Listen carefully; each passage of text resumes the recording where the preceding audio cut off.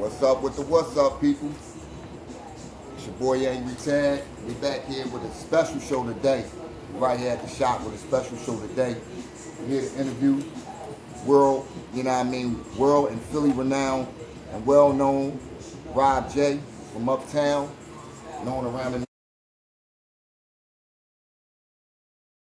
Get it. Rob J. As you see, Legend of Germantown, legend of North Philly. absolutely, as you see, a man, a few words. So we're gonna get right into it, man. As you know, we talk about a lot of sports, and one of the sports that we haven't talked about, but we would love to get into, which is, in my opinion, a sport that really is synonymous in the black community, and it's a really good sport and a really good game to be played. We talk about the game of pool. Yes, ladies and gentlemen, the game of pool. And here we have Rob J, who's, like I said, one of the most well-known pool players in the city.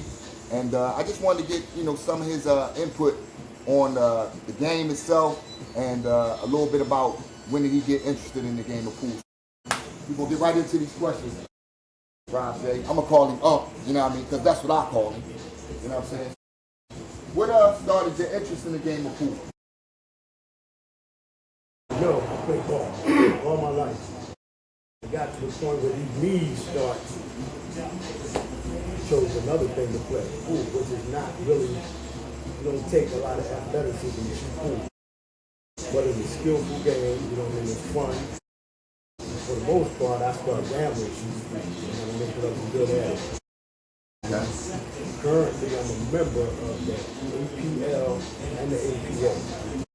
APA is the American Pool Players Association, the largest pool league in the United States. Now, with that being said, ladies and gentlemen, you see how big this game is.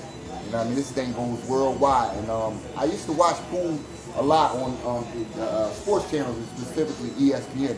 I was always interested in the science and the thinking, the mentality of a pool player.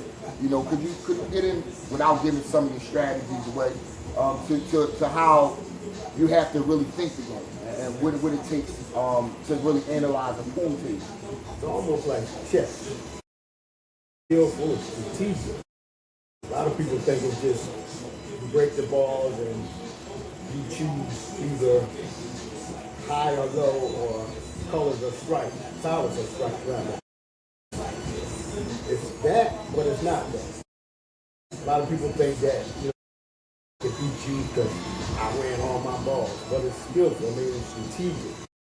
It's positioning yourself, it's similar to like golf too. Okay.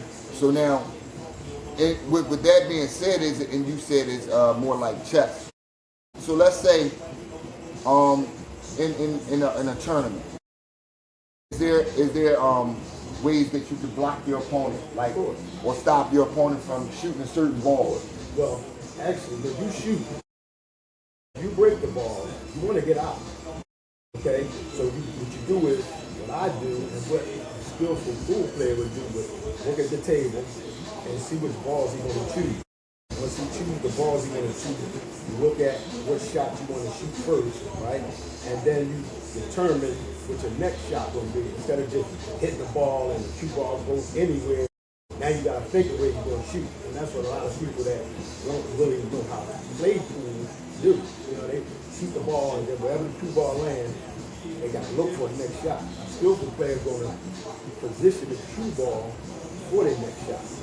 Now, if you come into a situation where you stuck yourself where you can't get to your next shot, you work that cue ball somewhere to hide your opponent from getting a shot. Now, for our novice pool players out there, or people who haven't really played the game or are interested in playing the game, when you do that method that you just explained to us, as far as the angling the cue ball, what is that called? Well, or what do you call it when you call that shot, specific shot? Okay, if you're playing in a tournament, playing in a tournament is different from just playing a regular pool in a pool hall or a bar. You know what I mean? In a bar, it's a different move. Now, see, that's big. That's big right there. As opposed, now, would you would you be able to, I mean, well, of course you would because you're a professional pool player.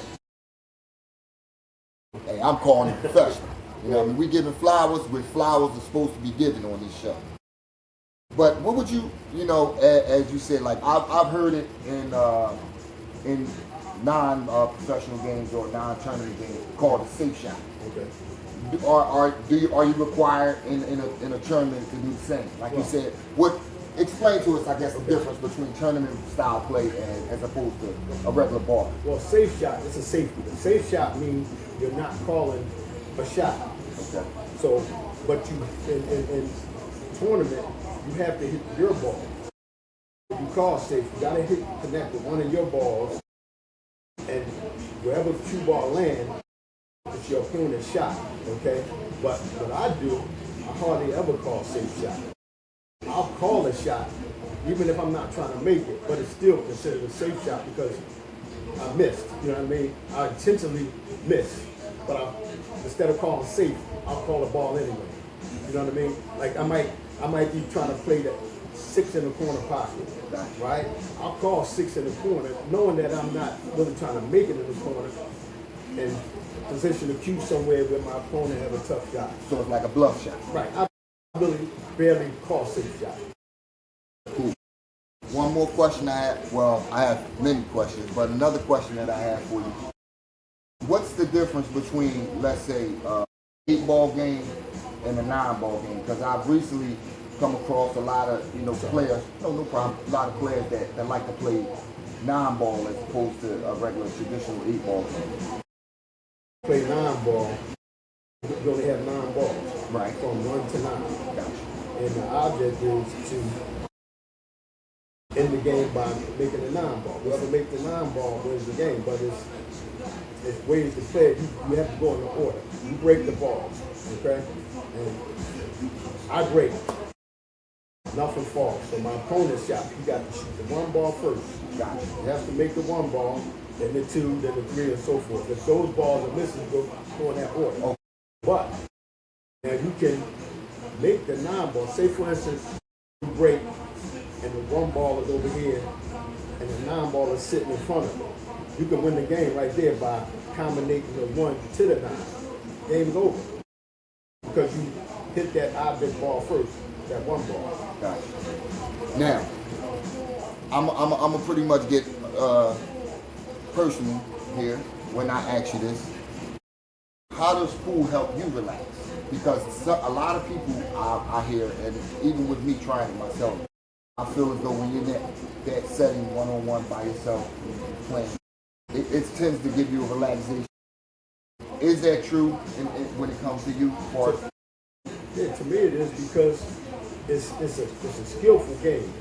It's just like chess. When you play chess, you're thinking, you know what I mean?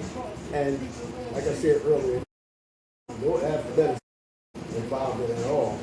Strenuous about it, you know what I mean? Your mind is just on that game, you know?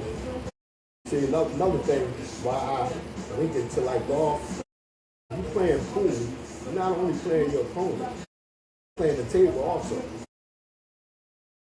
You know what I'm saying? Because in the pool leagues, you may go to this bar to play.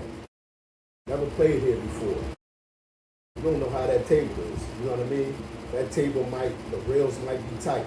You know what I mean? The rails might be loose. You used to play on your home table. So it might not roll the same. So you got to get the feel of that table. You know what I mean? It could be off. It might not be level. Now, in your opinion, do you think the game of pool gets recognized as it should in today's, as far as the sport that it is? Because I recognize it as a sport. I've seen tournaments on ESPN, like I said, and like I've always respected it because it takes a lot of skill. I know you say it doesn't take skill of an athlete, but you still got to be able to move at the skill of the brain. Move that table. You got to have a steady hand. Steady hand-eye coordination. You know, if you ain't got the hand-eye coordination, which I never had, I got 1 week left eye. But with that being said, like you explained to us how relaxing the game is in today's climate. Are there many pool tournaments that because the bar scene is shut down? let's face it, COVID did a number on it. So you really don't have a lot of pool tables or places that you can play. Beg the difference. Okay. Because I play now. And see what it is, in our neighborhood, in Philly, most of the bars shut down. Most of them. There's probably 3 in our neighborhood. And a couple of years ago, I played in bars around here. You know, what happens is you join a team, set up a team, and then you go find a bar in the neighborhood that will sponsor you. You know what I mean? And so you make that your home team. Okay, so now that, you know, there's none in this area, I play in the Northeast, you know? Ooh. Now, I, with that being said, if you can, I'm sure you're on a team right now. Of course. If you would you like to educate the people on your team and what you guys' record is right now? Oh, right now the season just started, so we're in a new session right now. So right now, 2-0. Now, when in a team setting, if you can explain that to the people, how does that go? Is it like you have a guy that breaks, you have a guy that shoots? How does that go? Each team is comprised of maybe 5 to 8 players. That's 8 balls. Wow. Okay. The object of it is the first team to win 3 matches. Okay. Win that tournament for that week. Nice. Each player has their own skill level. Okay. That's called a handicap. You know what I mean? It's from 3 to 7. I'm 5. I was a 6. I'm ranked with them. But how that works is, say for instance, middleweight team. What happens is we lag. Lagging is when this player take a ball and you shoot it to the rail. First one, get closer to the rail. Whoever get closer to the rail, that's who breaks. So now, we win the break. We break. Before we start, we look at the sheet. 2 7s on your team, a 6, a 5, or 4, or whatever case may be. Okay? It's my put up because, well, it's not my put up, but it's my choice to decide who puts up first, myself or the other team. So I usually let the other team put up first. Okay? To see who they gonna put up, what number they gonna put up. So if I win the break, it's my choice. All right, y'all put up. Got it. Okay? You may put up 5. Right? That means a 5 got to win 4 games. Okay. Okay? You put up a 5. Each team, you know, we've been playing so long, we know each other. It's like just like basketball. You know your opponent. Yeah, you know your opponent. It's like a rivalry thing. So you put up a 5. I might put up a strong 4. Okay. A 4 only got to win 3 games. Gotcha. Okay, so they go at it. You know what I mean? The best out of it, you know what I mean? You got to win 4 games. I got to win 3 games. I win my 3 games first. I win that game. Right. Then the next. So now we put up, y'all put up first. So now I'll put up in this next match. Okay. I might put up a 3.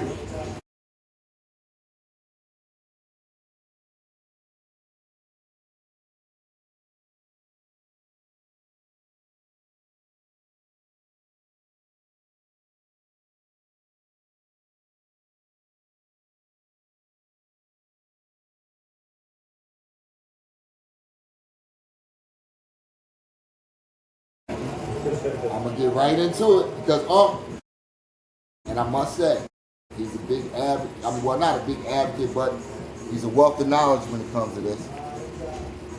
But I don't want to make you feel uncomfortable. But I had to ask you, you said something earlier about the gambling game. Does gambling take place in these pool tournaments? On and up. Okay, we'll stop it right there. Keep it right there. So, I have to transition into this because we know gambling is prevalent in all sports. What is your opinion and your take on these gentlemen getting caught in the NBA? Listen, I've been saying this for long about the sports betting and the gambling. Even in schoolyard, it's gambling. It's gambling, it's referees getting paid and whatnot. So that's nothing new for the league, you know. Do you think it compromises the integrity of the game? Absolutely. Absolutely. I still love watching basketball, football, all sports, but it just take away from the, you know what I mean, what I used to know about it, you know what I mean, and like about it, because all the cheating, you know what I mean, and then you sit there and watch a game and a referee standing right there and miss a call. You're getting paid millions the rest of these games, and you standing right there, and that's your job, and you can't get it right, and we spectators sitting there watching it, we're not getting a dime, and we see that you missed the call. So it just takes a lot of fun out of it. And this is why I have to take it back to what we were talking about this whole interview about the game of pool. Whereas though I think in that game it's basically it's a team sport but an individual sport at the same time, because you're constantly in control of, for one, the stick and how you control what happens on the table. Well, I'll tell you this too. Even in pool, you can cheat. Wow. This is how you can cheat. Say, for instance, you're 4. Your skill level is 4, right? And you know for real, you're 6 or 7, right? You can actually, in pool is innings, like baseball. Right? Each time you shoot, that's an inning. Right? You might let the game go 8 innings. You know what I mean? You missing shots on purpose. You know what I mean? So your level won't go up. That's called sandbagging. You know what I mean? And it's a lot of players that's way better than what they handicap say. Wealth of knowledge, ladies and gentlemen. We do it here first. We interview the hood's favorite.